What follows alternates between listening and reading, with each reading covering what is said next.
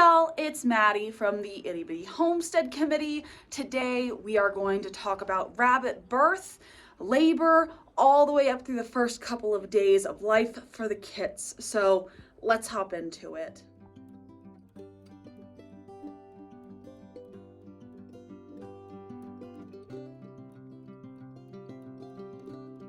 To recap our last video, on day 27, we threw a nest box in for our pregnant doe full of nesting material. And the first thing we're gonna do is just wait for her to take charge and to show some kind of nesting behavior. And Danny was more than happy to oblige.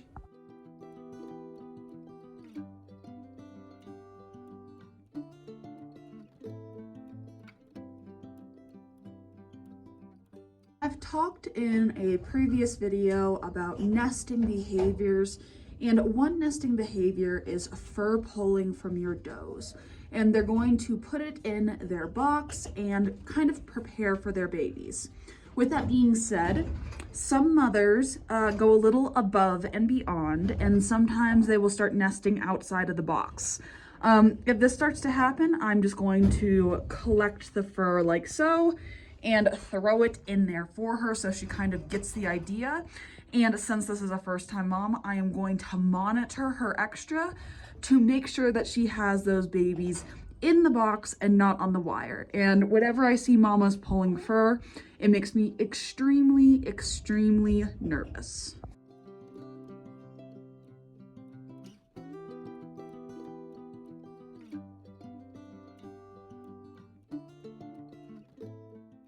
So this is what the box looks like now that I've put the fur in the box.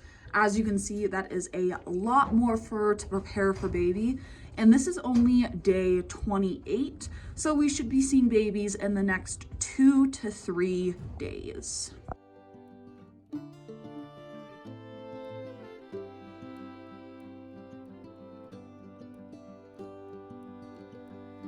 So the biggest thing about raising rabbits is learning your lines of when your mothers are going to kindle.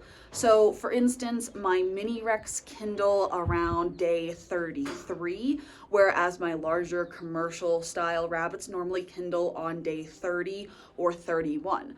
Now, with that said, it ranges in time of day that these babies are born, but I do keep note of that so that in future litters, I kind of get an idea of when my mothers are going to have these kits. So for instance, Danny had her kits sometime in the afternoon when I was at work, and Queen had her kits sometime between 3 and 6 in the morning.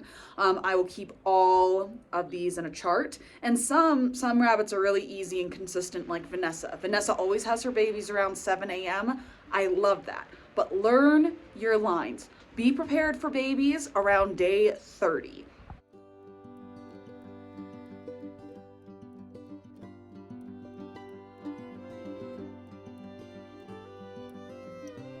Now, I myself am a very nervous Nelly.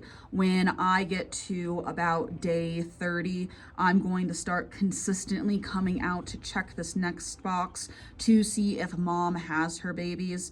I'm also going to look around the nest box to ensure that she doesn't have them on the wire. During the winter, I'm out in this barn every 3 hours. During the summer, I let a little more time pass and I'll come out about every 6 hours or so. But the colder it is, the more often I'm in this barn. If you want to mitigate it more and be a nervous Nelly like me, what you can do is set up a baby monitor with a video camera on it and stream it to your house. Now, if you're okay with just letting your mom do her thing naturally, she definitely can. It's just some people get a little more nervous when it comes to babies.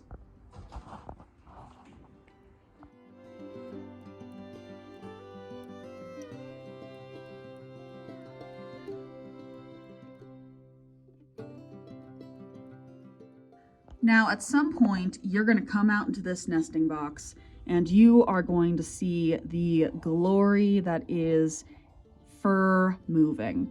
And you're going to move that fur aside and see the wiggliest little babies, and your heart is just gonna get so warm and fuzzy, and you are going to get so excited because, especially when you're first starting out, there is nothing better than wiggly babies in a nest box. Now, that being said, what you're going to do is you're going to pull out all of these babies, make sure there's nothing dead in the nest box that is going to chill your babies. Most moms aren't going to care if you're touching your babies. It's a myth that moms will kill their young if you touch them. Now, on the rare occurrence you have a mom who does do that, I highly suggest culling her. That's something we don't tolerate when it comes to our mamas, is mamas eating babies. Especially live babies. She shouldn't be doing that whatsoever.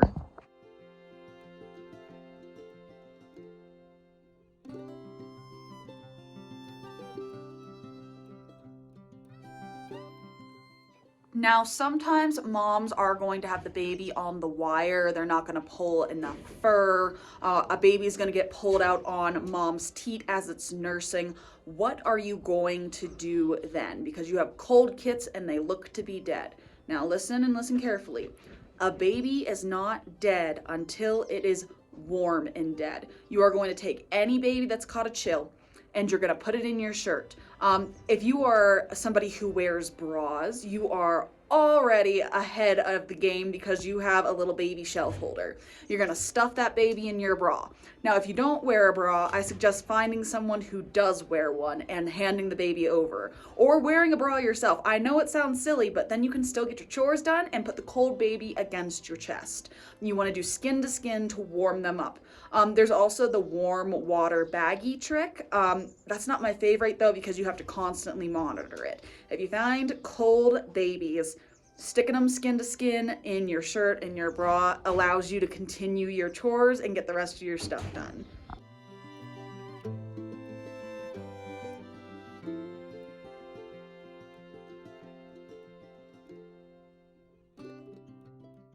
Now, if you are squeamish around dead things, probably time to log off the video. Thank you so much for watching. But if we want to talk about kits being warm and dead, I unfortunately have an example, as one of Danny's kits seems to have gotten pulled off of her while it was nursing and got pulled out of the litter box. This baby I'm about to show, I've had it skin to skin for about half hour now, and it is now, it's gone. It's warm and dead. And not only that, how you know something is gone when it is warm and dead is you're going to look at the nails.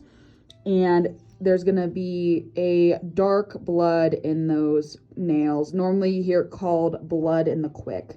And unfortunately, I didn't get to this guy soon enough. I was at work when it happened. And unfortunately, this is something that will happen when you're raising rabbits. Now, you can get a baby scraper and put it on your nest box, and sometimes that does help, but sometimes, unfortunately, these things do happen. And you never really get over it. It's just something you get more used to and know how to handle and mitigate so it doesn't happen as often.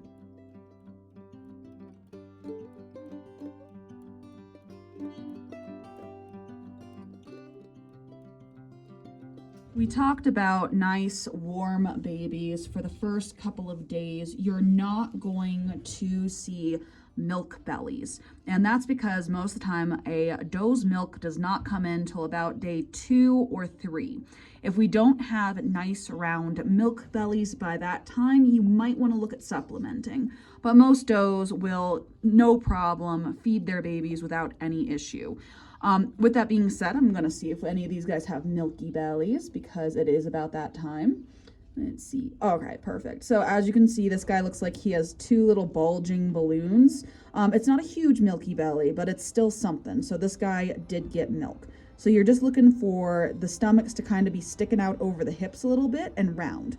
You don't want your kits to be wrinkly. And then also when it comes to fed babies are calmer and they don't popcorn, so they don't jump up as much. Now, we do get spicy litters every once in a while, so this is just a general rule. We just want to see nice full bellies. and you're not going to see mama in the nest box very often. Mamas only feed 1 to 2 times a day. They normally do it around dawn or dusk. Mom should not be in this nest box because the more she is in this nest box, the dirtier she is going to get it.